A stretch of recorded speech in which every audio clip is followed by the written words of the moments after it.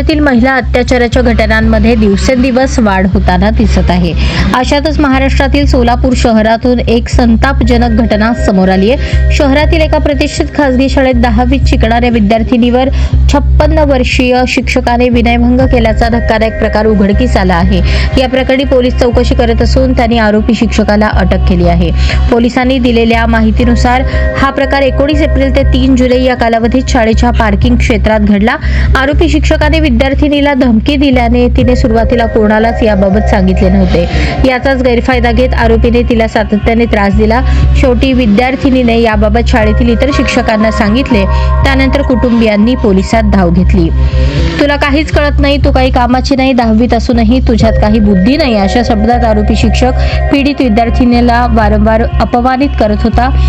या धमक्यांमुळे ती घाबरली होती। मात्र शाळेच्या प्राचार्यांना याची माहिती मिळताच त्यांनी तात्काळ पावलं उचलली। त्यांच्या मार्गदर्शनानुसार पीडितेने धैर्याने पुढे येत पोलिसात तक्रार नोंदवली। या गंभीर प्रकरणी सदर बाजार पोलीस ठाण्यात गुन्हा दाखल करण्यात आला असून पोलिसांनी तपास सुरू केला आहे। सोलापूर शहरात मागील काही दिवसांपासून गुन्हेगारी घटनांमध्ये वाढ झाल्याचे दिसून येत आहे।